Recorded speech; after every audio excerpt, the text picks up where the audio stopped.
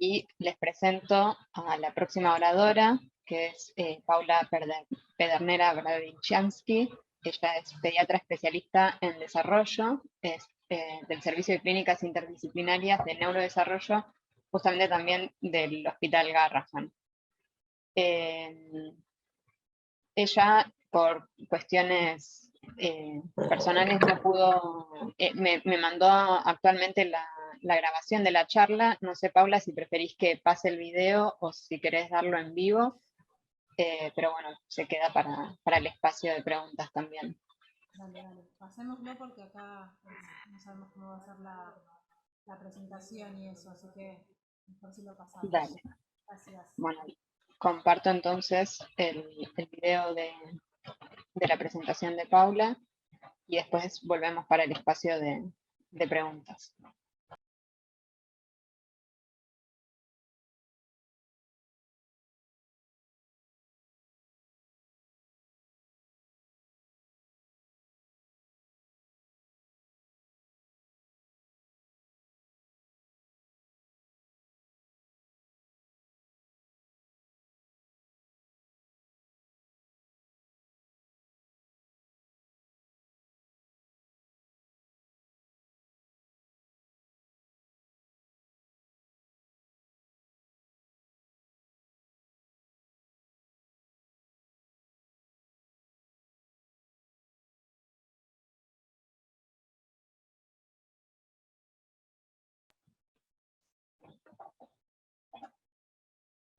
¿Ahí se escucha?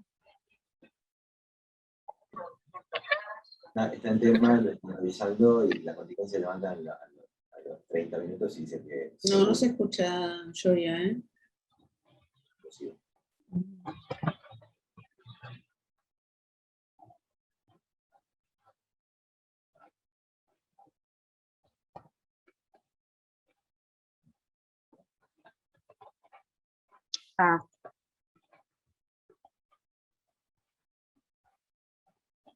Del neurodesarrollo y vengo a compartir con ustedes la experiencia en Hola, buenos días a todos. Mi nombre es Paula Pedernera Bradichanski, yo soy pediatra especialista en desarrollo del Hospital Garrahan, del Servicio de Clínicas Interdisciplinarias del Neurodesarrollo, y vengo a compartir con ustedes la experiencia en telemedicina desde la pediatría del desarrollo. Primero que nada, quiero agradecer mucho la invitación a estas jornadas, ya que nosotros estamos iniciando nuestro camino en la telemedicina, así que nos sentimos muy afortunados por la invitación.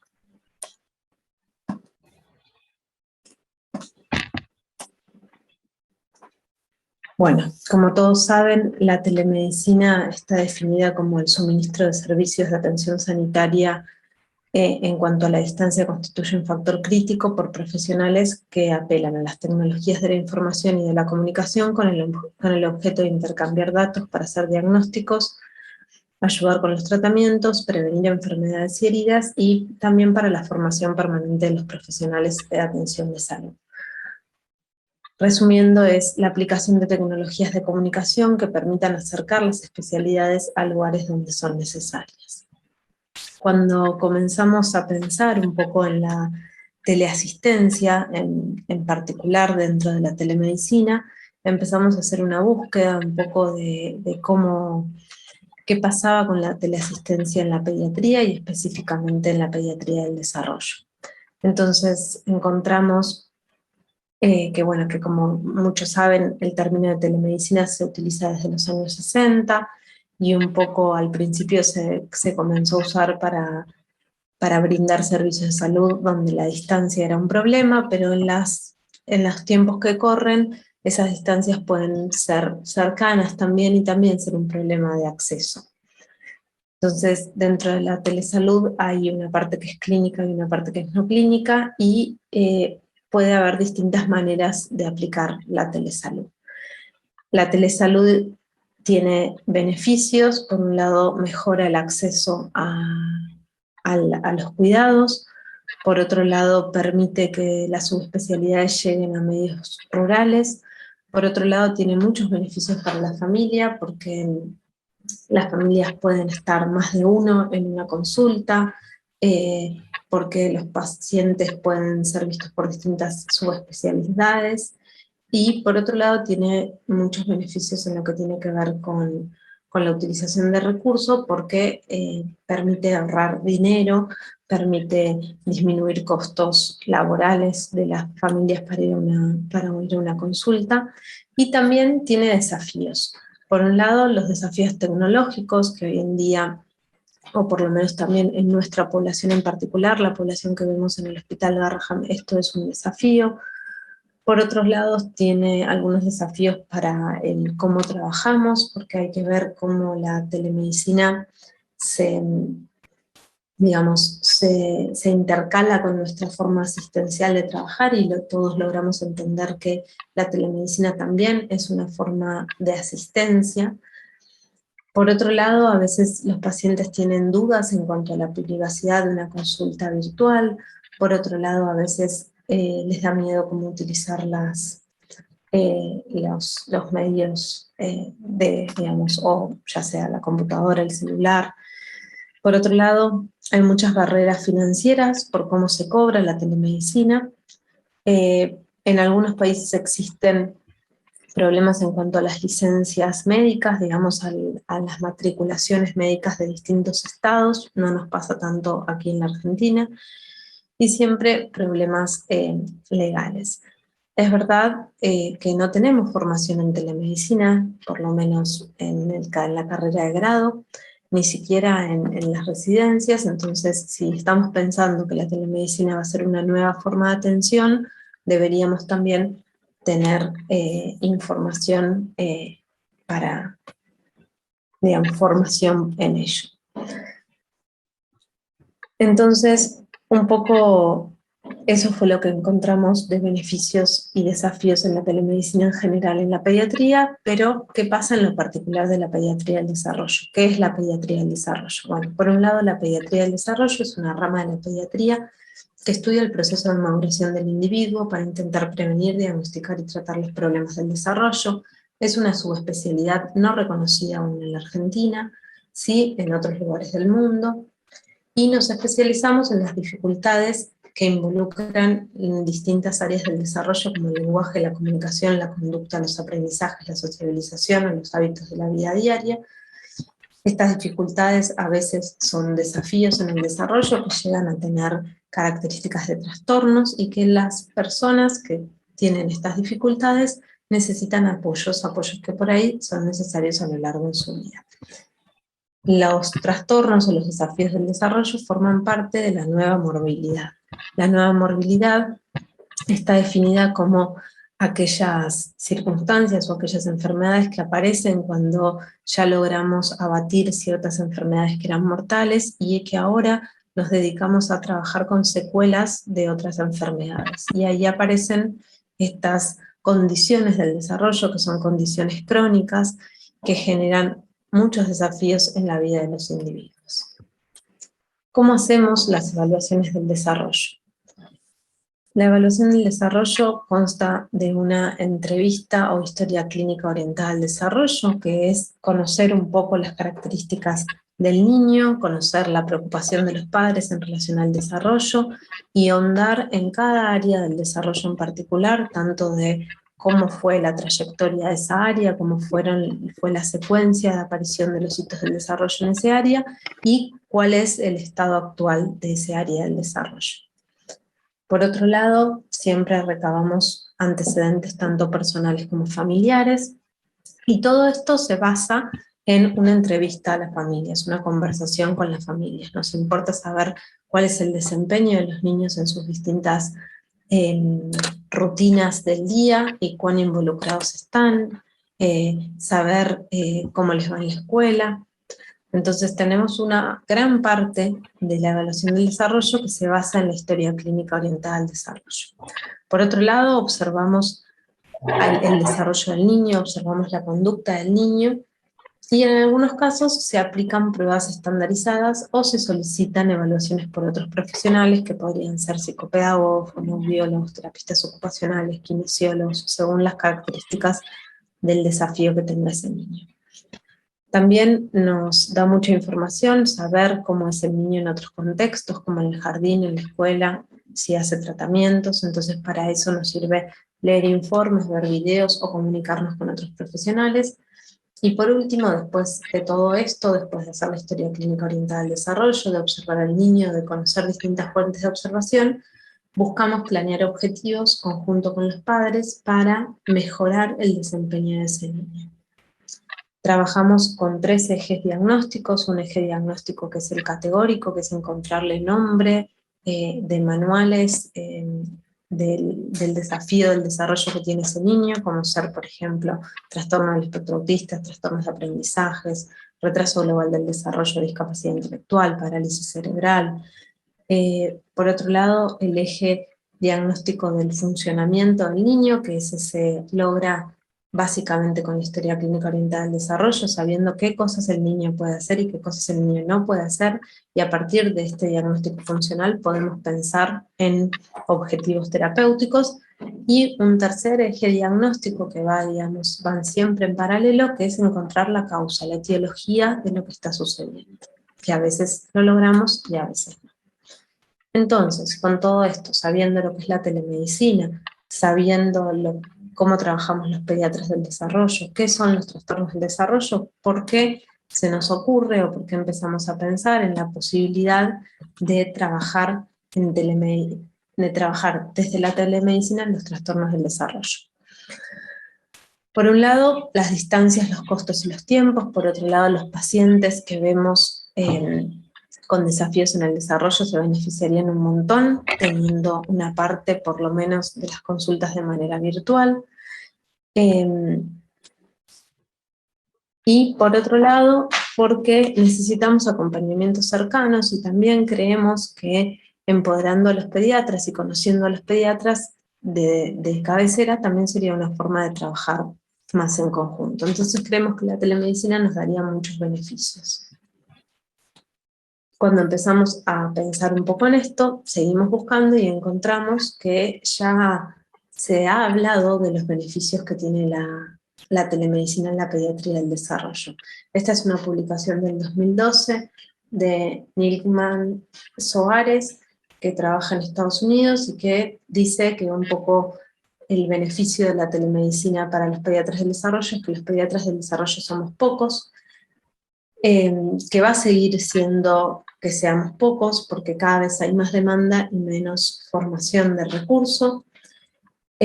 Por otro lado, debemos innovar para mejorar el acceso de los pacientes a los pediatras del desarrollo, y que por ahí no todos los pacientes sean candidatos para la telemedicina, pero que eso se podría definir y que eso también va a depender de cada lugar de trabajo.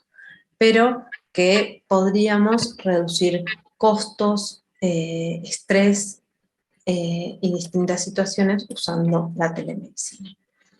Este es otro artículo del 2015, que bueno, que otra vez habla un poco de que la telemedicina, una de las funciones es acercar las especialidades remotas.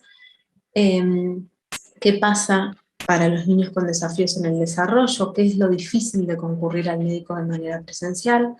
A veces es dificultades para adaptarse a lugares nuevos, dificultades en el traslado. Pensar en trasladar a un niño con desafíos en el desarrollo no es nada fácil, ya sea si lo hace en un medio de transporte público, o si los traslados son largos, o si es un niño que necesita muchos apoyos para trasladarse, por ejemplo un niño en silla de ruedas que necesite más de una persona para ser trasladado, o un niño que tenga dificultades de conducta y que necesite más de una persona para el traslado.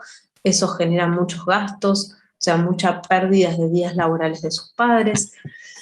Por otro lado, estar solos o llegar a un lugar desconocido genera mucha más ansiedad y problemas de conducta.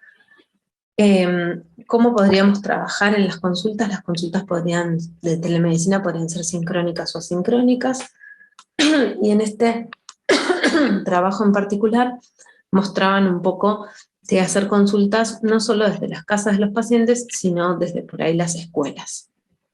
Entonces, me gustaría empezar a contarles un poco nuestra historia como servicio en la telemedicina, y primero les voy a contar un poco cómo nos componemos como servicio de clínicas interdisciplinarias del neurodesarrollo. Nuestro servicio consta de 3 áreas: un área de pediatría del desarrollo, donde estamos los pediatras del desarrollo, la clínica del lenguaje, donde están las fonoaudiólogas, y la clínica de psicopedagogía. Trabajamos de manera paralela y también de manera interdisciplinaria, en algunos casos, no en todos, pero cuando es necesario según la edad del paciente y según la situación del paciente, se trabaja de manera interdisciplinaria. Nuestro servicio tiene una historia de casi ya 10 años con la oficina de comunicación a distancia que tiene el Hospital Garrahan. Todo comienza por la red de psicopedagogía, que en el 2012 se empieza a contactar y a hacer trabajos con distintos lugares. En el 2015 comenzamos nosotros, los pediatras del desarrollo, a hacer ateneos semanales de duración de 1 hora, primero con becarios que se habían ido a sus lugares de origen, y para seguir en contacto hacíamos esos ateneos, y de a poco esos ateneos se fueron, digamos, extendiendo e invitando a más equipos de equipos que trabajen con desarrollo, que fuimos conociendo a lo largo de los años. Actualmente los ateneos son bimensuales, se realizan el segundo y el cuarto martes del mes a la mañana, y por lo general contamos con más o menos entre 30 y 40 asistentes en cada ateneo. Los ateneos fueron semanales hasta el comienzo de este año, hasta el 2020, que empezaron a ser bimensuales. En esos ateneos vamos trabajando distintos temas orientados al desarrollo, a veces trabajados desde el Hospital Garrahan y a veces desde otros lugares que presentan distintas cosas. Presentamos casos clínicos, conocemos equipos, presentamos distintos temas que aparecen interesados en el desarrollo. En el 2016 se hizo un programa de capacitación y transferencia para niños con dificultades de aprendizaje que estuvo a cargo de la clínica de psicopedagogía, y en el 2018 empezamos a trabajar otra vez desde el equipo de pediatría del desarrollo a construir redes con equipos que atienden niños con desafíos en el desarrollo. Empezamos a contactar pediatras del primer nivel de atención, y por otro lado empezamos a buscar efectores a lo largo y a lo ancho del país que hiciesen trabajos con niños con desafíos del desarrollo, algunos que fuesen equipos formados y otros equipos en formación. Nos empezamos a contactar a través de las oficinas de comunicación a distancia, mandábamos mails o realizábamos llamados telefónicos y le preguntábamos si había grupos de trabajo especializados en desarrollo o no, o si había alguien que le interesase hacer eso. Una vez que nos contactábamos, hacíamos una reunión de presentación para saber un poco los recursos con los que se contaban, y les ofrecíamos participar en nuestros ateneos y conocer un poco cómo era el acceso de los pacientes en esos servicios. En el 2019 comenzaron los ateneos de clínica del lenguaje, que son una vez al mes, el segundo jueves de cada mes, y en el 2020, con la llegada del COVID-19, apareció el desafío de la teleasistencia. Entonces, un poco, este es el mapa de quienes participan en los ateneos y los equipos de desarrollo que fuimos contactando. Seguramente haya muchos más, y si alguno nos está escuchando, les agradeceremos que se contacten con nosotros a mi mail que dejo al final de la presentación. Entonces, en ese primer parte de este trabajo que comenzó en el 2018, empezamos a pensar en 3 ejes de trabajo: el eje de la gestión, donde contactábamos estos equipos de trabajo; el eje de la capacitación, donde ya teníamos los ateneos bibliográficos que venían desde el 2015, pero que lo que estábamos haciendo era empezar a difundirlos más e invitar nuevos equipos en que participen; y por otro lado, como también estábamos contactando pediatras del primer nivel de atención, propusimos hacer encuentros con pediatras del primer nivel de atención, contando un poco cuál podía ser o cuál considerábamos que era el rol de los pediatras en el primer nivel de atención en los pacientes con desafíos en el desarrollo. Y el tercer eje, lo asistencial, que era principalmente presencial y que era un desafío empezar a pensar en la teleasistencia. ¿Cómo pensábamos la teleasistencia? La pensábamos en un principio mediada por otros médicos, pero que bueno, que el COVID-19 nos trajo otros desafíos. Entonces, como les decía, en la capacitación, los encuentros con el primer nivel de atención, entre los fines del 2018 y fines del 2019 fueron 9 encuentros de distintos temas, discutimos casos clínicos, hablamos sobre pesquisa y vigilancia del desarrollo, sobre prevención de los trastornos del desarrollo, sobre trastornos del espectro autista específicamente, sobre trastornos del espectro autista, alimentación y sueño, porque creemos que ahí el pediatra tiene mucho para involucrarse. Presentamos casos clínicos en conjunto con otros equipos que ya habíamos conocido, presentamos algunos equipos de tratamiento públicos que existían, y un poco en nuestro último encuentro empezamos a hablar de un nuevo paradigma en la atención temprana, que es la atención basada en rutinas. Bueno, llegó el COVID en el 2020, y empezamos a pensar cómo continuar con la asistencia, porque de repente teníamos turnos asignados, no sabíamos cómo seguir con nuestros pacientes de seguimiento de primera vez, y el hospital, a pesar de tener mucha menos atención presencial, seguía estando abierto y muchos pacientes seguían consultando por dificultades en el desarrollo y alguna respuesta había que darles. Por otro lado estaba el marco del Ministerio de Salud, en donde se impulsaba a trabajar en telemedicina y telesalud para vencer barreras de acceso y acercar servicios oportunos y de calidad a todos los argentinos. Entonces, pensando un poco en este marco, es que empezamos a trabajar mucho más aún en lo que era la teleasistencia. Entonces, les queremos contar nuestra experiencia en particular en los primeros meses de trabajo con la teleasistencia, en lo que fue un poco de julio a diciembre del 2020, donde pudimos realizar 122 consultas virtuales. Los motivos de consulta más frecuentes continuaron siendo los mismos motivos de consulta que tenemos siempre en nuestro servicio, que son la ausencia y el retraso del lenguaje y las dificultades de conducta. La media de edad de los pacientes que vimos también coincide con lo que vemos frecuentemente en el servicio, que es más o menos de 40 más o menos 13 meses. ¿Qué requisitos planteamos para realizar una teleconsulta con los pacientes? Bueno, un poco nos contactábamos con los pacientes tanto de primera vez como de seguimiento, ya sea por vía telefónica o por correo electrónico, por los datos que teníamos en la historia clínica, y les preguntábamos si contaban con Wi-Fi, con dispositivo con cámara y micrófono, y les pedíamos si podían bajar la aplicación Webex que había ofrecido el Ministerio de Salud al hospital y que desde la Oficina de Comunicación a Distancia nos habían pasado a nosotros, explicándonos que era más segura que otras plataformas para hacer la consulta. Si contaban con todos estos requisitos, planeábamos una consulta virtual, y si no contaban con estos requisitos, o hacíamos una consulta telefónica o planteábamos una consulta presencial según las características del paciente, de las familias, si podían trasladarse o no, y cuán urgente era la necesidad de evaluar al paciente o no. Como les decía, en el periodo de julio a diciembre hicimos 122 consultas virtuales, pero teníamos una lista de 210 pacientes y logramos contactar a la gran mayoría, al 89% de los pacientes, y hicimos, de esos 210 pacientes para contactar, 92 eran de primera vez y 118 de consultas de seguimiento, y logramos hacer 46 Webex de primera vez y 77 Webex de seguimiento. La gran mayoría de las consultas Webex de primera vez fueron complementadas con una consulta presencial por varias razones. Una es que el examen físico también es necesario en las consultas y que necesitamos ver a los niños de manera presencial.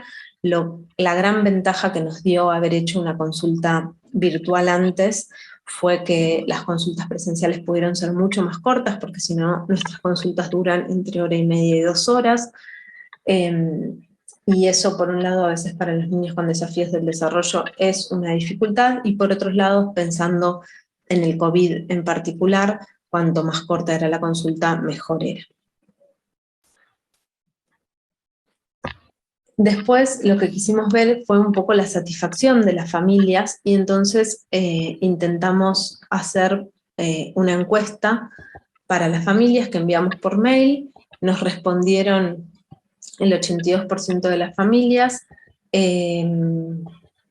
Son 112 familias, a pesar de haber hecho 122 consultas virtuales, porque hay familias que tienen más de una persona en su familia con algún desafío del desarrollo y por ahí hicieron varias consultas. Bueno, para el 84% de las familias esta había sido su primer consulta virtual. Casi el 80% usó el teléfono celular para la consulta y el 80% se sintió cómodos y encontraron como beneficios evitar el traslado, que sus hijos pudieran estar en su ambiente natural y reducir gastos. Para nosotros ver a los niños en el ambiente natural fue un gran beneficio y algo muy interesante, de ver al niño en su propio ambiente. Entonces, como venimos contándoles, las ventajas de la telesalud en la pediatría del desarrollo son muchas. Por un lado, porque somos pocos. Por otro lado, porque nuestra evaluación tiene una gran parte de historia clínica, que es una entrevista a los padres, y que eso se puede hacer de manera virtual. Por otro lado, disminuimos estresores para la consulta, ya sea de viaje, de espacio desconocido, de adaptación a un lugar nuevo. Y por otro lado, otra ventaja es ver al individuo en su entorno natural, ver cuál involucrado puede estar en ciertas situaciones, cómo conoce su ambiente, qué hace dentro de su ambiente. Obviamente también hay desafíos, la conectividad fue un desafío para nuestra población. Nosotros, la gran mayoría de los pacientes son de bajos recursos. A pesar de eso pudimos hacer las consultas virtuales y las familias lograron bajarse la aplicación y fue algo que fue asesorado y que fue acompañado, pero que en la mayoría de los casos se logró fácilmente. Otro desafío es cuán satisfechos están los pacientes, si les es más fácil en una primera vez o en un seguimiento. Muchas veces aquellos pacientes que ya nos conocen, la consulta virtual les fue mucho más fácil que en aquellos pacientes que eran de primera vez.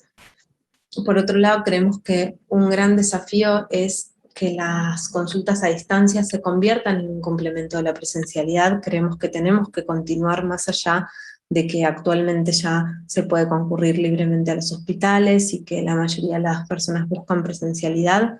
Nosotros desde el Hospital Garrahan se reciben pacientes de muchos lugares y la distancia es un gran obstáculo, una gran barrera, por lo que consideramos que continuar con las consultas virtuales es muy importante, por lo cual dentro del área de pediatría del desarrollo estamos manteniendo 2 turnos semanales de consultas a distancia, que esperemos puedan ser más o que esperemos podamos mantener por lo menos a futuro. Les agradezco mucho vuestra atención y aquí queda mi mail por alguna consulta o duda que tengan. Muchísimas gracias por la invitación.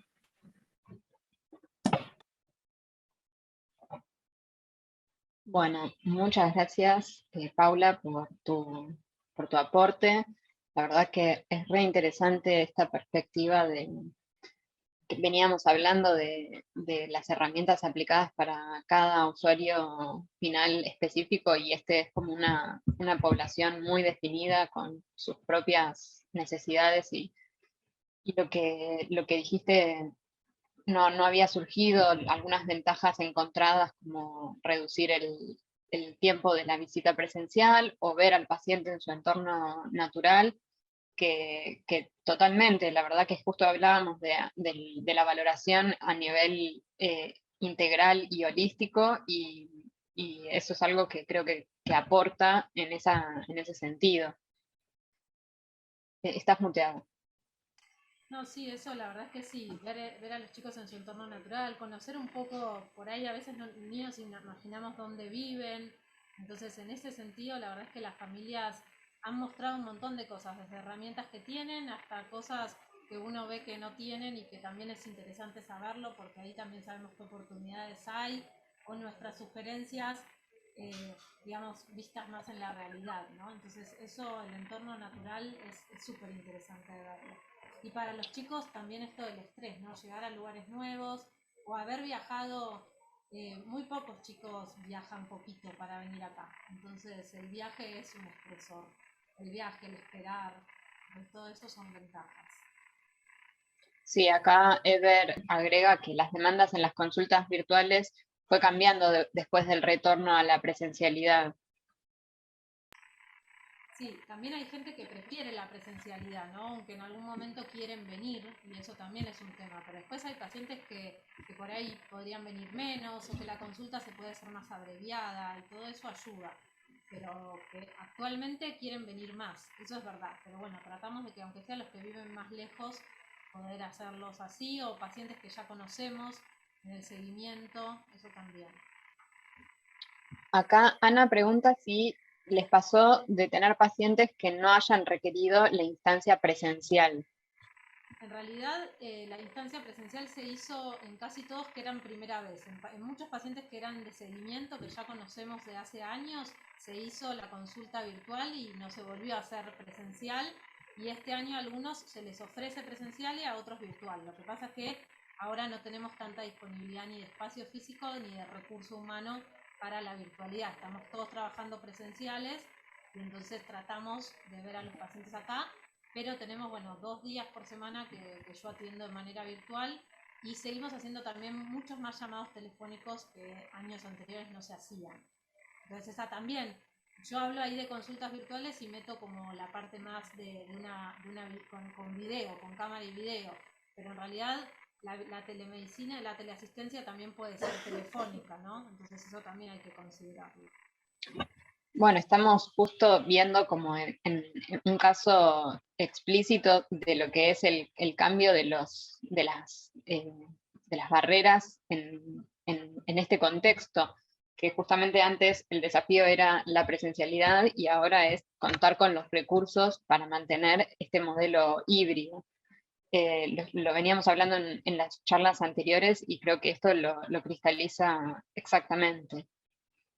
Acá Valeria te dice que muchas gracias por la presentación y pregunta si utilizan algún cuestionario estructurado de pesquisa para padres y si una vez diagnosticado tienen alguna posibilidad de hacer tratamiento a distancia o coordinar los tratamientos con prestadores locales en caso de que el paciente viva lejos.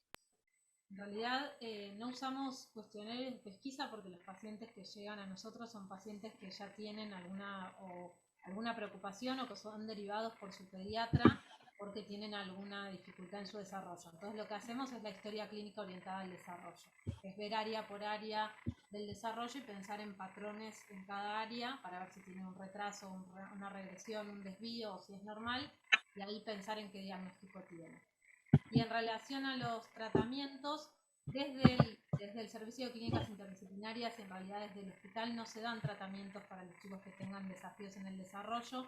Siempre se los orienta a tratamientos a través de sus zonas, si se puede en públicos en algunos casos, no hay muchos, y si no, tratando de buscar a través de las obras sociales.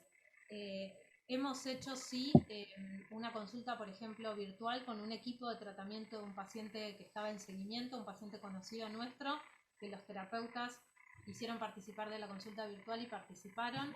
Entonces esas cosas fueron cosas que se fueron, digamos, empezando a hacer y que creo que si se vuelven a proponer, la virtualidad permite esto de las reuniones, ¿no? Entonces, en ese sentido, es válido.